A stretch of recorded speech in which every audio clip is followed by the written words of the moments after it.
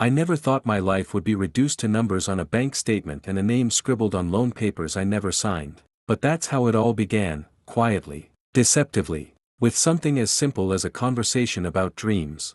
My girlfriend, Alina, had always been obsessed with cars. Not just any cars, she worshipped the kind of machines you only saw roaring past at midnight or glimmering in dealership windows you couldn't afford to walk into. For her, horsepower was poetry, and the BMW M5 was the crown jewel. She talked about it the way other people talk about freedom or love. To me, it was just a car. To her, it was destiny.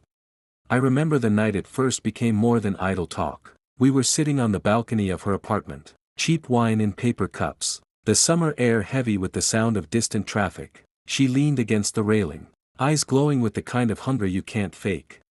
"One day, I'll have it," she said, almost to herself. The M5, black, V8 engine, the kind of car that makes people look twice, the kind of car that makes you someone.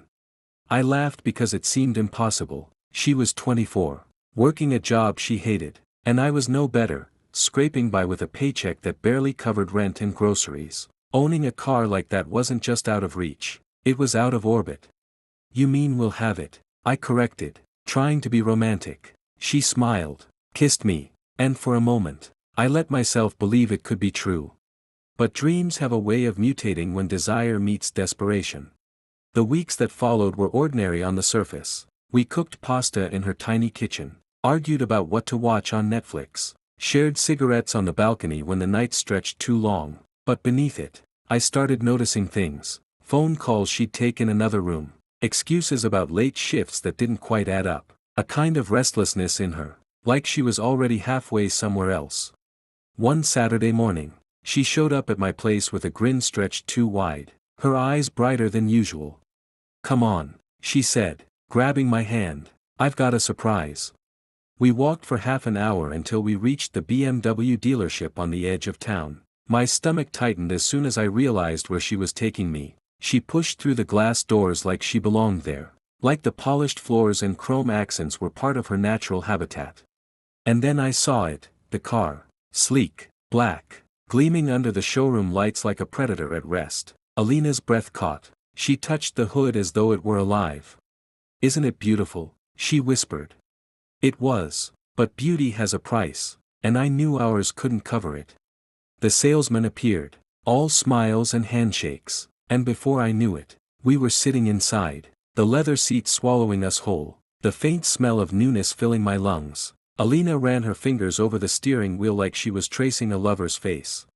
"This could be yours," the salesman said smoothly, but he was looking at me, always at me. I shook my head. "We're just looking."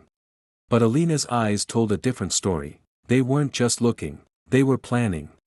The next few days blurred together. She kept talking about the car, about how it wasn't just a want, it was a need, about how life was too short to settle for less. I argued, tried to reason with her, but reasoning with obsession is like whispering at a storm.